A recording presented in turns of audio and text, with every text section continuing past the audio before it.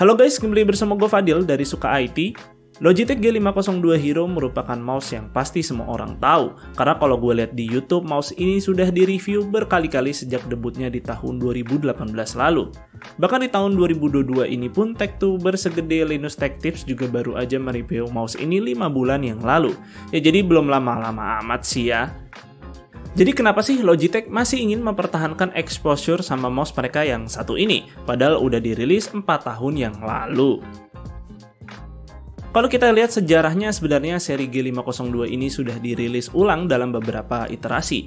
Iterasi pertamanya adalah G502 Proteus Core yang dirilis pada tahun 2014, yang saat itu menggunakan sensor optical PixArt PMW3366. Kemudian iterasi keduanya adalah G502 Proteus Spectrum yang dirilis pada tahun 2016.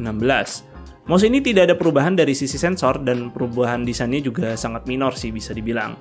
Namun pada mouse kali ini memiliki LED RGB yang dapat diatur via software. Lalu iterasi ketiganya adalah mouse yang gue pegang saat ini, yaitu G502 Hero yang telah dirilis sejak tahun 2018 lalu. Ya sesuai namanya, G502 kali ini menggunakan optical sensor buatan Logitech sendiri yang dinamakan Hero. Jadi sudah 3 iterasi nih selama 8 tahun terakhir Logitech merilis mouse G502 yang secara desain sepertinya juga tidak berubah begitu signifikan. Kemudian berdasarkan penjualannya di Amazon, mouse G502 Hero ini menjadi mouse paling banyak dibeli di dunia.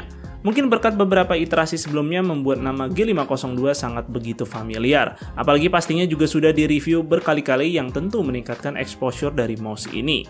Nah mungkin di tahun 2022 ini Logitech masih ingin mempertahankan exposure dari G502 Hero supaya tetap bisa menjadi juara bertahan sebagai mouse terlaris di dunia.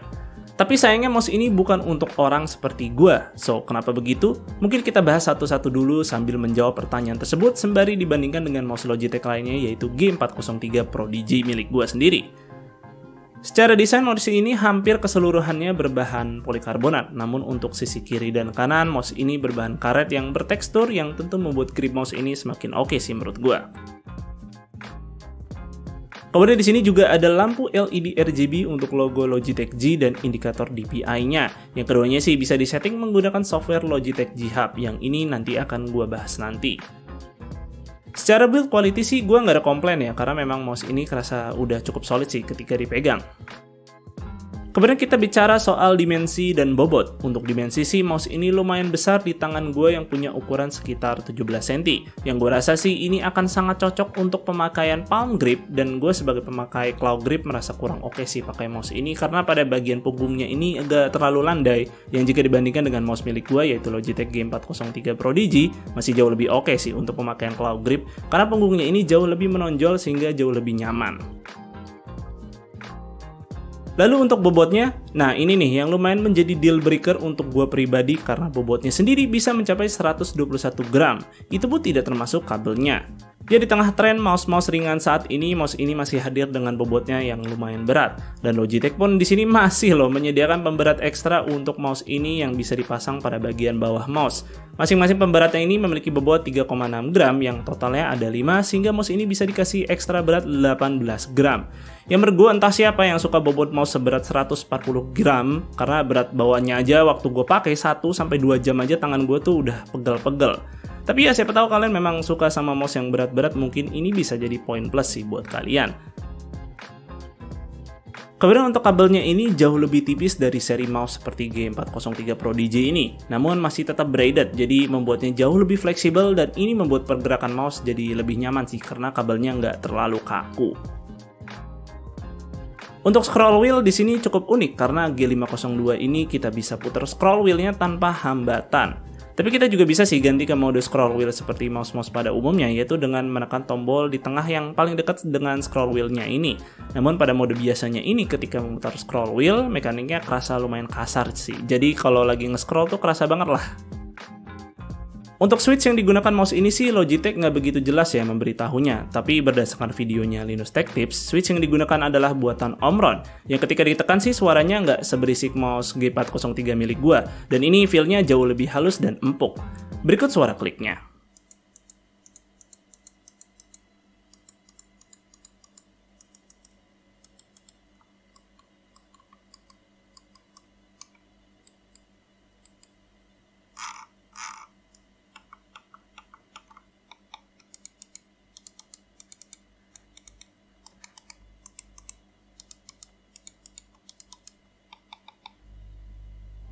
Oke, kemudian kita bahas hal yang menjadi nilai jual dari mouse ini, yaitu adalah programmable buttonnya yang banyak banget, yang totalnya ada 11 tombol termasuk klik kiri dan kanan. Ya, semua ini sih bisa disetting lewat software Logitech G Hub, mau itu bikin makro, shortcut keyboard, serta tombol-tombol keyboard juga bisa dimasukkan ke mouse ini. Selain fungsinya untuk gaming, tentu ini juga membuka potensi untuk penggunaan productivity seperti video editing misalnya. Di sini gue pakai DaVinci Resolve, sangat suka sih dengan scroll wheel-nya ini yang bisa digeser ke kiri dan kanan. Yang fungsinya ini bisa bermanfaat untuk ngegeser-geser timeline, serta gue bisa masukin juga nih banyak shortcut software video editing ini yang tentu dapat membantu waktu pengerjaan. Lalu juga scroll wheel yang bisa diputar tanpa hambatan ini cukup berguna banget sih untuk ngegeser-geser kolom dan baris di Excel. Kembali ke software Logitech G Hub, mouse ini juga bisa memuat dua profil berbeda sekaligus, yaitu tinggal toggle switch G-Shift aja di software G Hub ini. Mouse ini juga bisa nyimpan profil di onboard memory mouse-nya, jadi misalnya mouse ini mau digunakan pada device yang berbeda, profil yang kita set di perangkat sebelumnya bisa dibawa dan total yang dapat disimpan ada 5 profil. Soal sensor, seperti yang dibilang sebelumnya, mouse ini menggunakan sensor Hero buatan Logitech, yang maksimum DPI-nya bisa mencapai 25.600, yang sebenarnya pada saat launch ini hanya mentok di 16.000 DPI saja. Namun pada tahun 2020, Logitech meluncurkan firmware update untuk sensor Hero, membuat maksimum DPI-nya bisa setinggi 25.000-an.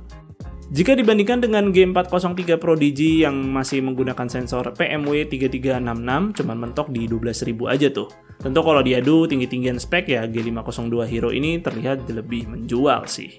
Tapi ya gue sendiri nggak pernah pakai DPI mouse lebih dari 2000, jadi nggak begitu kerasa juga sih benefitnya. Waktu dites ngegame juga nggak begitu terasa perbedaannya sih antara kedua sensor ini. Ya paling sih dari sisi grip dan bobot aja yang beda, karena kan memang beda mouse juga sih. Dan sekalian masuk aja nih ke pembahasan terakhir, yaitu tes performa. Di sini gue coba tes di Aim Lab dan Deathmatch Valorant. Buat kontrol aim di game FPS sih terkadang bobotnya ini lumayan membantu menurut gue. Untuk ngeflick juga masih enak kok si G502 ini.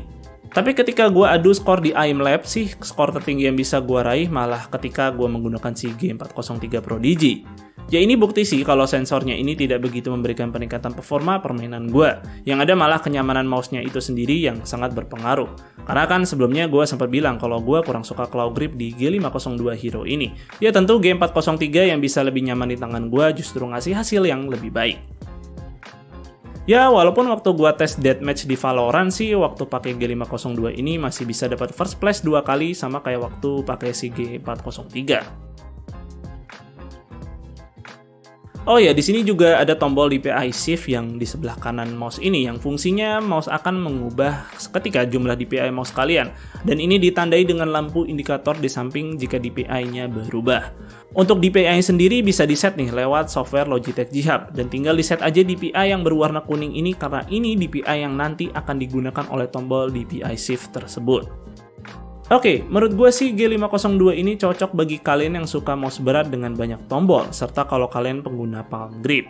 Namun kalau kalian seperti gue yaitu yang lebih suka dengan mouse ringan dan simpel serta pengguna claw grip, G403 sih gue rasa opsi yang jauh lebih cocok. Apalagi keduanya saat ini memiliki harga yang tidak begitu beda jauh, malah lebih murah si G403 ini.